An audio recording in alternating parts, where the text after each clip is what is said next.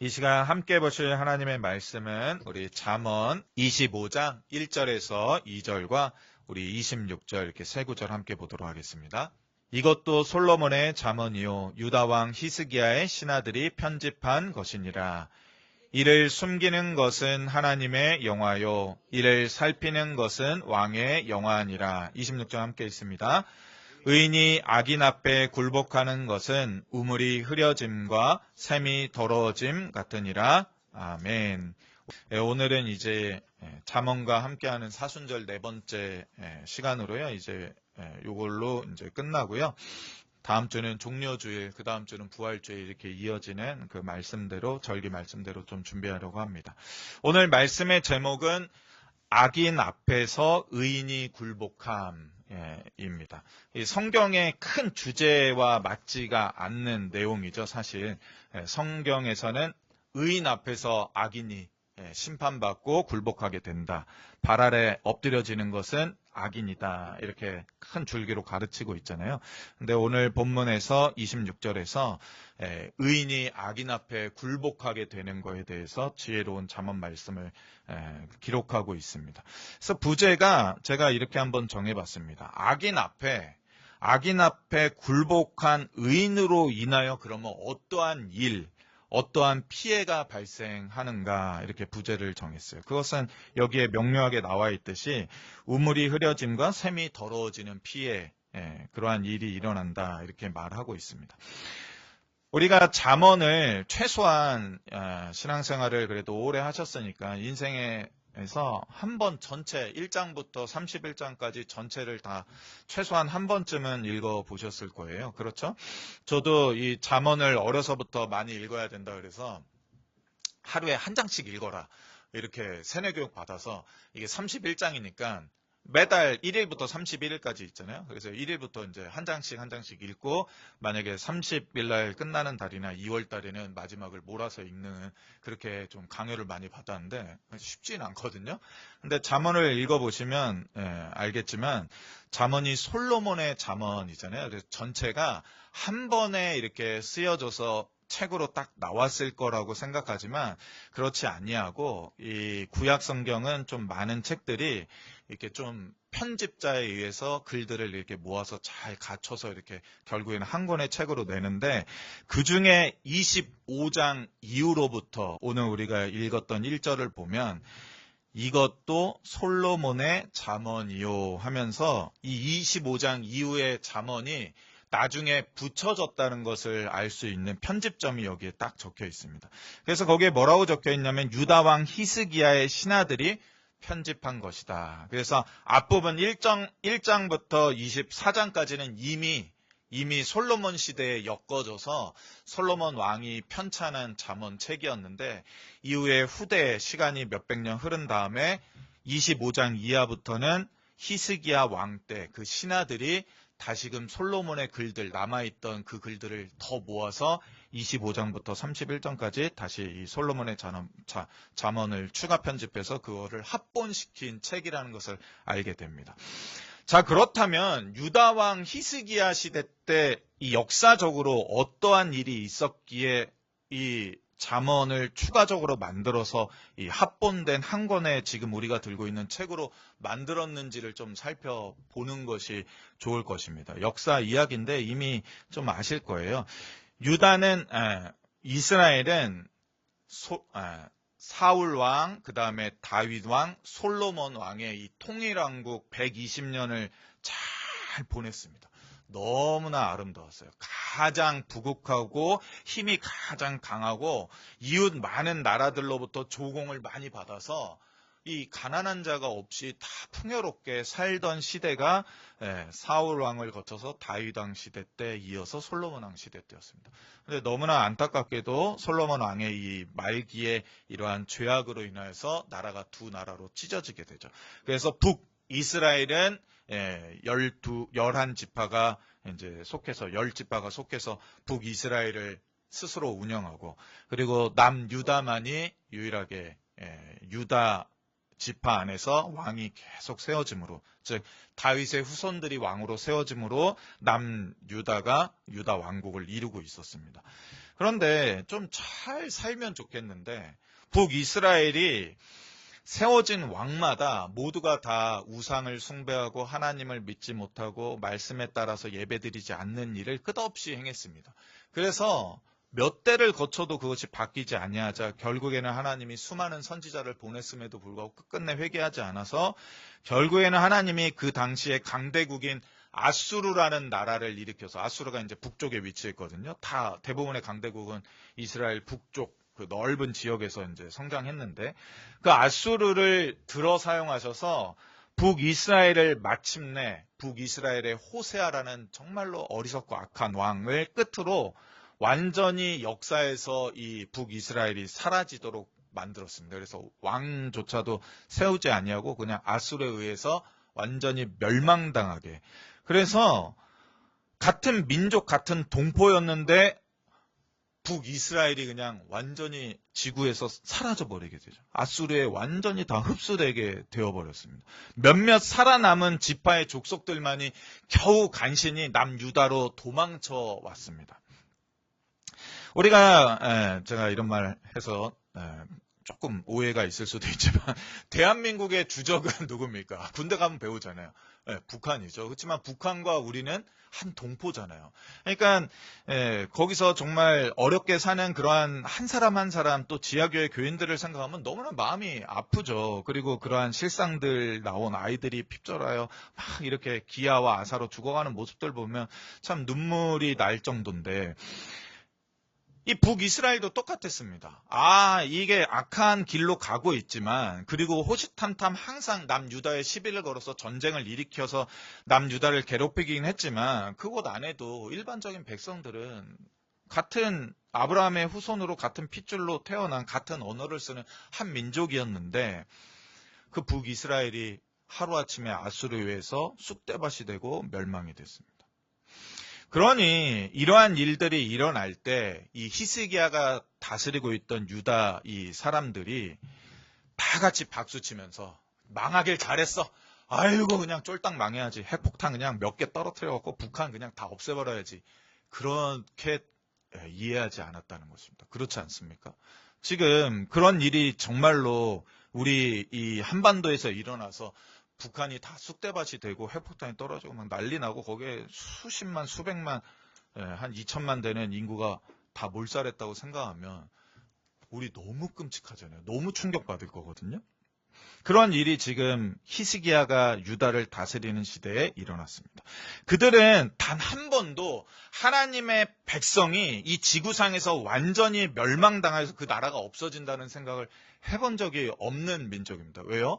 여호와 하나님의 백성이기 때문에. 아니 우리 조상이 아브라함인데, 우리의 지도자가 모세였는데, 그들은 하나님과 면대면으로 직접 만나서 이야기를 했던 사람들인데, 이러한 하나님의 백성이 이 지구상에서 완전히 사라진다고? 그런 일은 없지 생각했는데 그런 일이 유다왕 히스기야 시대 때 터지게 된 것입니다.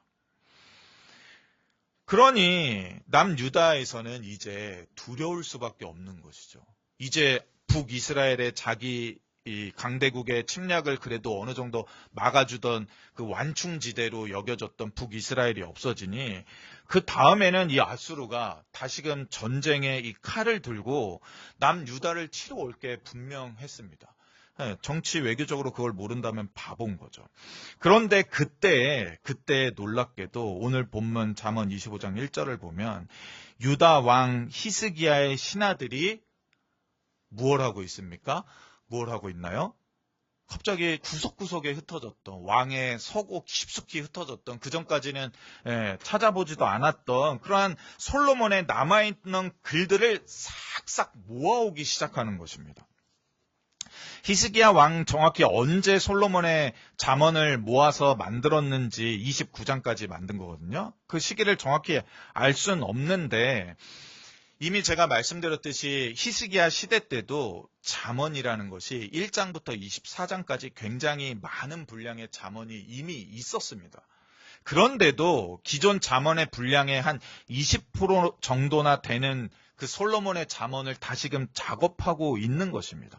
그거를 찾고 이게 정말로 솔로몬이 쓴 것이 맞는지 점검하고 기록하고 그것을 다시 잘 순서대로 의미 있게 편집해서 이렇게 책으로 내놓는 일은 쉽지 않은 일이거든요. 근데 지금 남유다가 당한 상황이 지금 어떻습니까?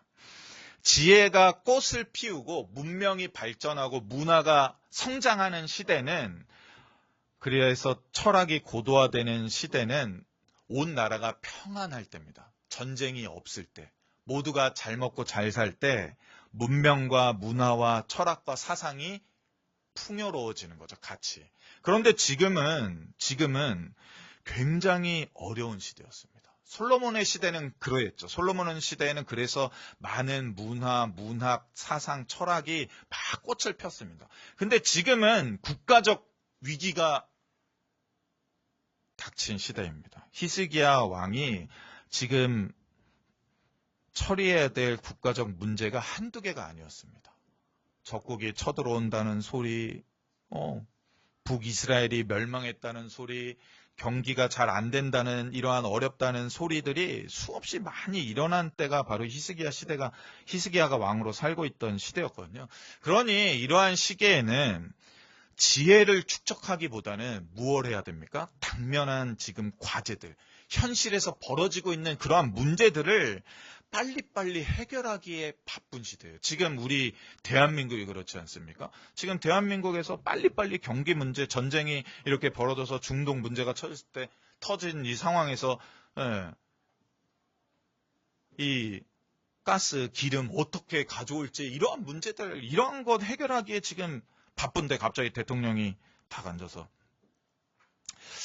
이 대한민국의 이 한글이 너무 우수하니까 이 한글을 전 세계에 어떻게 펼칠 수 있을지 한번 국무위원들 다 모여서 논의해 보십시오. 이러고 있다고 생각해 보세요. 국민들 완전 뿔나는 거거든요.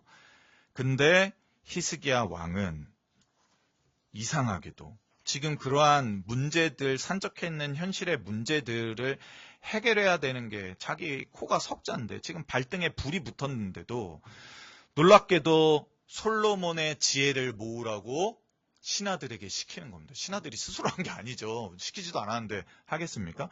신하들을 불러서 지금 이미 잠언이 24장까지 많이 있는데도, 충분할 텐데도 신하들을 불러서 왕궁 서고에 가서 또는 주변 어디에, 또는 너희들이 가지고 있는 글들 중에 솔로몬의 지혜가 남아있거든. 다 모아와라.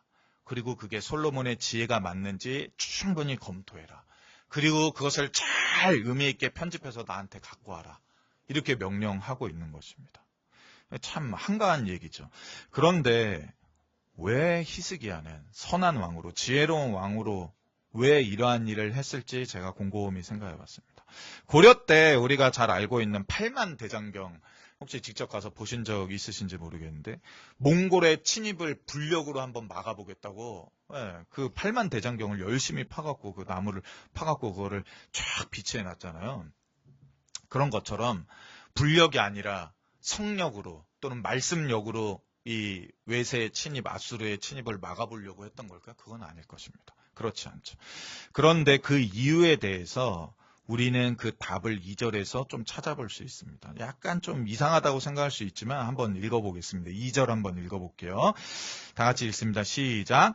이를 숨기는 것은 하나님의 영화요, 이를 살피는 것은 왕의 영화니라. 이 본문을 그냥 읽으면 도대체 뭐가 이게 맥이 맞는 거지? 이런 생각을 할 텐데, 이거에 대해서 제가 종종 보는 주석에 이렇게 주석을 달아놨는데, 제가 한번 읽어드리겠습니다. 하나님의 영화는 숨기는 데 있다, 감추는 데 있다. 다시 말하면 하나님께서는 사람 앞에 신비를 신비로 두신다. 즉 알려주지 않는다는 겁니다. 아주 감춰둔다는 겁니다. 그러한 데에서 사람들은 자기 지식의 한계성과 부족함을 인식하게 된다. 신명기 28장 29절은 감추어진 일은 우리 하나님 여호와께 속하였거니와 라고 말합니다. 즉 숨겨진 채 하나님에게만 알려진 것들이 이 세상에 너무나 많이 있다는 것입니다. 하나님 왜 그렇게 일하시나요? 물을 때 답을 주지 않는다는 것입니다. 우리는 그러하기 때문에 하나님께서 우리에게 알려주신 것만으로 이해할 수밖에 없고 그것으로 만족할 수밖에 없습니다. 그러나 반대로 왕의 영광은 그는 마치 배를 운항하는 이끌어가는 선장과 같이 최고의 재판장 같이 하나님의 공의의 말씀을 붙들고 그것을 판단하고 주관해야 됩니다. 왕은 그가 가지는 그 합당한 지위와 놀라운 하나님이 주신 달란트 재능으로 이러한 것들을 처리해야 됩니다. 은밀한 가운데서 자신을 숨기는 것은 하나님의 영화이지 반대로 왕이 골방에 들어가 자신을 숨기거나 다른 이들은 접근할 수 없는 먼 곳으로 물러가는 것은 그의 영광이 될 수 없습니다. 이게 조금 어려울 수 있는데 쉽게 설명하면 이런 말입니다. 지금 혼란하고 어지러운 문제들이 계속해서 터집니다. 왕이 무슨 만능 제주꾼도 아니고 선대의 왕들도 못했던 문제들, 이스라엘에 뛰어났던 북이스라엘도 악하긴 했지만 뛰어났던 왕들이 많이 있거든요. 그 왕들도 처리하지 못했던 문제들을 나라고 할 수 있나? 나도 못해. 하나님이 왜 이걸 했는지도 나도 모르겠어. 모르겠다. 이거는 그냥 골방에 쳐넣자. 그냥 묵혀두자. 그 일에 있어서는 나는 나서지 말자. 얘기하지 말자. 이 어지럽고 혼란한 시대에 내가 할 수 있는 게 뭐 있어? 그냥 나는 가만히 입 다물고 있자. 이렇게 해서는 안 된다는 걸 히스기야가 알았다는 것입니다. 이 문장을 읽고서. 그치. 이를 숨기는 것, 신비에 감춰진 것은 하나님께 영화로움이 되지만 왕인 나는 모든 일을 살펴서 드러내서 해결해야 되는데 이 무섭게 요동치며 휘몰아치는 폭풍 한가운데서 내가 이 키를 잡은 선장이 되어서 이 배를 이끌어 가야 되는데 이전에 한 번도 마주해보지 않은 폭풍과 폭우와 태풍이 불어오고 있는데 솔로몬의 잠언 1장부터 24장까지도 부족한 거예요. 지금까지 내가 배웠던 기술, 스킬, 그걸로는 이 폭우를, 이 폭풍을, 이 거대한 이 배를 뚫고 지나갈 수가 없었던 것입니다. 더 배워야 됨을 히스기야가 깨달았던 거죠. 내가 부족하구나. 내가 지금 우리 선대로부터 계속 왕이어서 모든 일들을 다 듣고 읽고 내가 간접적으로 배워왔다고 생각했는데 북이스라엘이 멸망한 걸 보니 이제 내가 이 키를 쥐고 나아가야 될 그 앞바다가 이전에 어떠한 왕도 가보지 않은 바다가 될 수 있겠구나. 그렇다면 잠언 24장만으로 부족하구나. 더 알아야 되겠다. 항해법을 더 배워야 되겠다. 그래서 히스기야는 다른 것 다 제쳐두고 먼저 신하를 시켜서 솔로몬의 잠언을 다시 더 많이 찾아오라고 합니다. 그리고 나서 25장부터 29장까지 그것을 완성해 온 거죠. 앞으로 히스기야는 더 험난한 이전에 선대의 왕이 가보지 않은 길을 가야 하는 것입니다. 그는 그때 배가 뒤집히지 않도록 온전히 운행해야 합니다. 선장님, 저 앞에 태풍이 오는데 어떻게 할까요? 나 태풍 대처할 바 몰라. 그러니까 이 키 그냥 놔둬. 그냥 태풍에 휩쓸려 가게 그냥 놔둬. 나 나서지 않을 거야. 할 수가 없다는 것입니다. 요동치는 바다의 매서운 파도가 시시각각 변할 때마다 배가 뒤집어지지 않도록 바른 방향으로 키를 돌리기 위해서는 배에 대한 지식도 있어야 되고 바다에 대한 지식도 있어야 되고 그리고 여기에 더해 변화무쌍한 날씨에 대한 지식뿐만 아니라 이 모든 것을 종합해서 지혜로운 판단과 결정을 할 수 있어야 되는데 그것은 이전에 배워보지 못한 하나님의 말씀으로만 채워진다는 것을 히스기야는 깨달았다는 것입니다. 그래서 히스기야는 다른 무엇도 아니라 하나님의 말씀을 더 많이 모아오기를 간청하고 그것을 자신의 첫 번째 사역으로 긴급한 사역으로 삼았던 것 같습니다.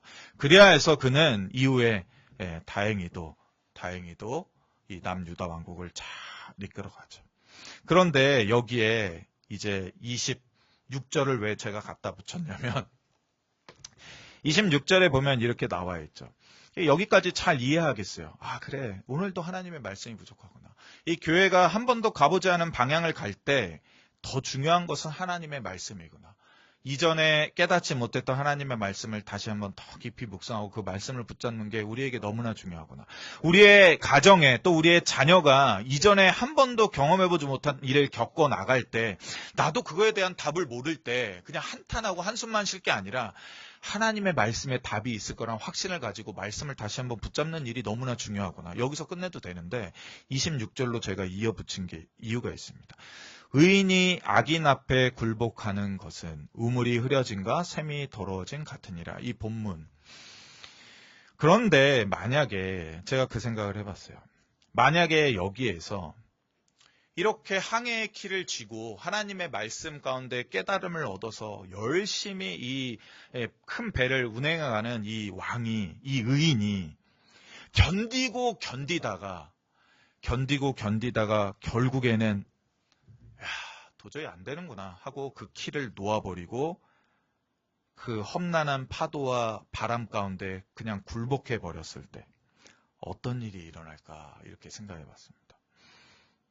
이러한 일을 하는 자로서 왕이, 의인이 끝내 모든 풍파와 위험에 꺾여 버려갖고 마침내 무릎 꿇고 그냥 나자빠지게 된다면 그러면 어떤 피해가 벌어질까? 그것이 바로 오늘 우리가 읽었던 우물의 흐려짐과 샘이 더러워짐 같은 일이 일어난다는 것입니다. 이것이 무엇을 말합니까? 우물이 더 이상 깨끗하지 맑지 못할 때, 샘이 너무나 지저분해졌을 때, 누구도 마시지 못하는 물이 됐을 때 결국에 모든 생명력을 잃고 그 우물에서 마실 물을 얻었던 그 깨끗한 샘에서 자기의 식수와 생수를 얻었던 모든 이들이 함께 점점 병들어 죽게 되는 일이 벌어진다는 것입니다. 그러하기 때문에 우리는 맑은 우물과 깨끗한 샘을 지켜내는 의인으로, 우리가 왕은 아니지만 이 땅 가운데 살아가는 하나님의 백성으로, 의인으로 이러한 문제 앞에서 꺾이지 않는 힘을 길러야 함을 다시 한번 깨닫게 된다는 것입니다. 우리가 다 알지 못하고 때로 이해하지 못하는 그러한 일들 가운데 우리가 놓여 있을 때, 또는 우리 교회가, 우리 가정에 그러한 일이 놓여 있을 때 견디고 견디다가 결국에는 끝내 꺾여버리지 않도록 하나님의 말씀을 더욱더 붙잡아야 한다는 것입니다. 치열하게 기도하고 치열하게 말씀 읽고 하나님 앞에 우리를 자신을 다시 돌아보는 겸손함을 가져야 한다는 것입니다. 3월달이 특별히 이제 3.1절이 있기 때문에 제가 좀 이렇게 좀 그러한 독립운동 하는 거 이렇게 좀 찾아보다가 나라 팔아먹은 5인 아시죠? 그 중에 우리가 너무나 잘 알고 있는 이완용 같은 인물. 근데 그 나라 팔아먹은 5인 중에 또 한 명은 왕족 출신이었거든요. 이렇게 나라를 지켜야 될 의인으로서, 대한민국 국민으로서 그러한 사람들이 끝내 일본 앞에 꺾여서 굴복했을 때 결국에 한국이라는 나라가 참으로 겪지 말아야 될 그러한 신민 생활을 참으로 혹독하게 겪었지 않습니까?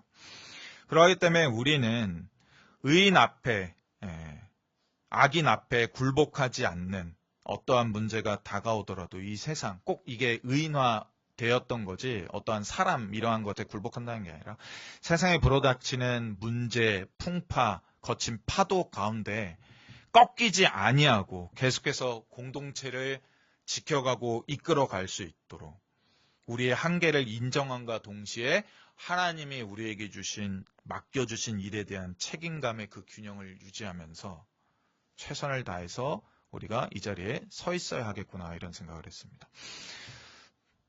참 놀랍게도 3.1운동 때 참여했던 많은 열사, 의사 이런 사람들의 나이가 채 20, 채 30이 되지 않았습니다. 알고 있죠? 안중근 의사 이런 분들 너무 저보다도 어렸어요.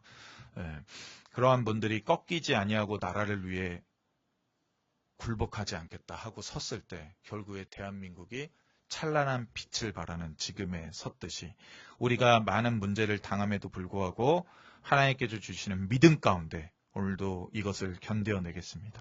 내가 무릎 꿇으면 나의 삶뿐만 아니라 우리 가정이, 우리의 공동체가 먹을 물이 흐려지고 샘이 더러워져서 결국에는 점점 그 상한 물을 먹다가 다 같이 아파 죽고 건강을 잃게 되는구나를 깨닫고 우리가 다시 한번 하나님 앞에 겸손한 마음으로 우리가 믿음 가운데 섬으로 이 영화로움, 이 영화로움을 믿지 아니하는 우리의 자녀들과 믿지 아니하는 우리의 사랑하는 이들도 얻을 수 있도록 조금 더 같이 견디어내고 힘냈으면 좋겠습니다. 그러할 때 필요한 게 무엇입니까? 우리가 늘상 손에 쥐고 있는 이 말씀일 것입니다. 다시 한번 읽어보고 묵상해보면 이전에 깨닫지 못했던 말씀을 깨닫고 그것을 통해서 우리의 삶을 해석하고 우리의 당한 문제들을 해석하고 또 그것이 해석되지 않을지라도 이 문제가 끝날 때까지 이것을 견뎌낼 수 있는 힘을 이 말씀이 우리에게 주실 것입니다. 그러니 부단히 다시 한번 말씀 가운데로 나아가는 우리 모두 됐으면 좋겠습니다. 이것이 행복이라오. 하나님의 자녀로 살아가는 것, 이것이 행복.